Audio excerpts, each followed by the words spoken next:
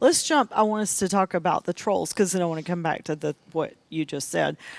So one day, or it was actually a Sunday night, I try to log into Facebook on Sunday nights, and you were on a cruise. And again, like, I can't keep up with my own calendar, so I don't really look at the West calendar. Dawn and Lane and y'all tell me where I need to go and do.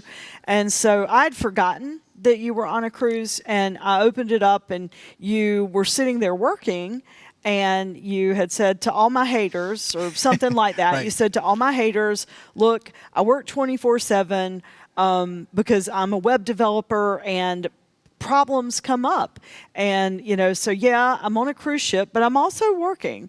And in that moment, I had such, I don't know if pity, that sounds like such a crappy word, but I just felt so bad for you because like I said, 14 and a half, 15 years, I've watched you work all the time. And like, we do this thing called the Back to School Bash. Josh is the treasurer of the nonprofit Inspire Our Children, which is a huge job when it comes bash time. What the Back to School Bash is, it's something that West leads with other community partners and other churches through a nonprofit. Last year, we supplied over 1,250 kids with a new pair of tennis shoes, backpack, school supplies. It's a huge, huge endeavor. Like right now, I already dread it. I mean, I love it, but I dread it. I'm like, I don't want to have a board meeting, but we have to, and all that kind of stuff. And so like, I've known Josh for all these years, and I know that, like what he said, he designed a website for the bash like you can't do in WordPress, like you have to write code, and those things are expensive, and he did it for free, and we've given it away. We've given it away to 3 or 4 other systems now that use the website. Like, so his good that he brings into the world is not just a little, it is magnified and multiplied. And on your post that night, people were just slamming you. And so tell us a little, or a lot, whatever's therapeutic for you, but tell us about some of the things that people say to you. Yeah, I mean, because when social media, you only see that 1-minute video. So that's the interesting thing to learn, is that you're only seeing just a snippet of their life. So of course you're going to put your best on social media. Of course you're going to put the nice restaurant you're at, or the nice view you have on the cruise ship, but they don't see the other 23 and 59 minutes of the day that you're working all the time, or you have a job. I've never had not since a teenager have I had a job where you clocked in and you worked at a place, and when you were done, you were done.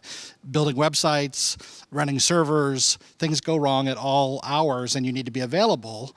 I have the flexibility, and I'm fortunate to be able to be self-employed and be my own boss in that realm, but that also means there's not a team behind me backing me up. Right. So I have had servers break on Christmas Day. I have had those things happen, and you have to get the laptop out. The good news is with technology today, it's even easier than it was with smartphones and laptops and things to do it from wherever, but you have to be available. We were on a retreat once in Mexico, and I think I took the bus to meet others at the beach, and I had to turn around and go back because I got text, and I have a time limit of what I need to respond to for a certain client. Yeah. And so let's stay on that for just a second.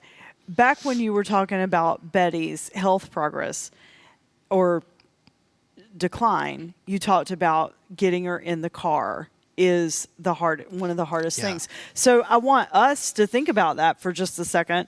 Odds are, within the next couple of hours, every single one of us watching this video are going to go get in a car. And we're going to open the door, we're going to put ourselves in, we're going to get in the car, we're going to go somewhere, we're going to get out of the car, and we are going to take every bit of that for granted. But for Josh and your dad, who is also in his... He's 86, just turned 86. Yeah. He's the most amazing 86-year-old I've ever seen. But, they're having to get a physical human who doesn't understand. You put your left foot in first, and then you slide in, and where do you hold, and things are moving. I mean, I can't imagine how difficult that must be for Betty and for you guys. So, that is your day-to-day existence. Yeah. And folks are just so hateful with the things that they say. I mean, so tell us about some of the the really harsh comments that you've gotten? I mean, people will watch and they'll see us giving her a cookie or whatever, and they'll say, is Betty getting fat? Maybe you shouldn't give her so many cookies. I saw that. I'm like, oh my gosh. You know what, folks? When I know that I'm dying, and I've told Tom this, he told me I was morbid, but I'm serious. If I know I'm going to die, I want to eat Little Debbie Swiss cake rolls and Mexican and pizza and macaroni and cheese. Those are the There four you go. things. Just let me just eat whatever I want to, drink whatever I want to.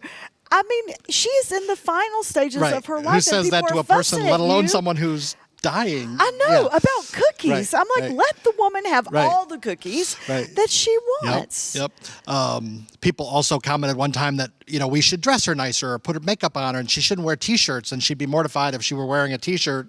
And these are people who do not know her. No, nobody. The people that don't know her, right? Of course, you go at this stage of the disease with what's easy. She never wore a lot of makeup anyway, so Dad and I aren't the ones to be putting makeup on her. That would be bad. Your mom would be mortified. Right. I mean, and I did have the privilege of knowing Betty before the disease set in. Betty would not want anyone putting makeup on her. I mean, she'd be like, that would be you two get a off bad my example. face. Yeah. I mean, they would not.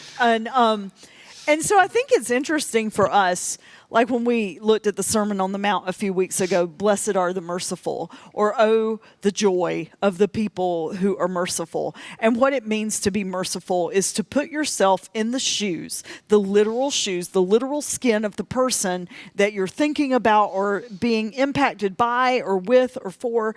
And so if I could have one wish of humanity for you guys, it would be that they would put themselves in your shoes, because they have no idea what your life looks like. Okay, so you get to go on a cruise or Disney or 2 trips a month. I mean, that's nice, but while you're gone, you're still worried about and still very much present, maybe not physically, but emotionally and mentally with your mom and your dad and your siblings. I mean, because it's a family deal. But they have no idea that, and one time you explained this to me, that, it's your life in Mooresville at your home is very different than it used to be. Yeah. And so in order for you to be able to have that presence of strength and emotional support for your dad, you have to find a way to fill your cup. Correct. Too. Yeah. And for you, that's always been travel. I mean, we've traveled together and have enjoyed that as a staff team. And that's the way you fill your cup. For some, it's riding through the state park. For some, it's going out on the lake. Right. For you, it's travel. Yeah. And so I was struck by that. The other thing that I saw trolls saying that has really just bothered me is that you are, I don't remember the words they used, taking advantage of your mom or using her. Yeah, using her for social media fame or, taking advantage of her situation for attention. Taking advantage of her for yourself. You're using it to, I don't know, make yourself look better and famous and look at how good you are and how kind you are. And that's the most, forgive me for saying this, but asinine thing I've ever read. So tell us how you came into being with your social media. Well, I've always put silly stuff with my parents on my social media. And tell us about Betty. Like, she was famous on social media a long time ago. Because I made videos. She used to love Aldi's, the grocery store, and we made some mock Aldi's commercials. I put her in front of a camera, and she said silly things. Probably, I think that was before we knew she was sick, but she was silly enough to go along with it. And we put those on YouTube, and everybody had good laughs, and we used to joke about someday. And she loved it. We thought someday you're going to be famous. She would show them to you. You're going to be on the Today Show with the silly Aldi's commercial or something that she did, because she just, everywhere she went, she loved to tell people about how good of a deal it was to shop at Aldi's. Right, and she meant it. She meant it, right. The eggs were 99 cents or whatever. And so as the disease progressed, and we were at a beach house for Thanksgiving vacation, and we were putting her to bed, and there was a full-length mirror, and she started just talking to herself like it was somebody else. And it was a cute, funny moment that I captured, as I did with lots of things, different videos of dad annoying her with bubble wrap or stuff around the house. I've always kind of captured those things, even before social media was such a platform and the short form video was such a thing.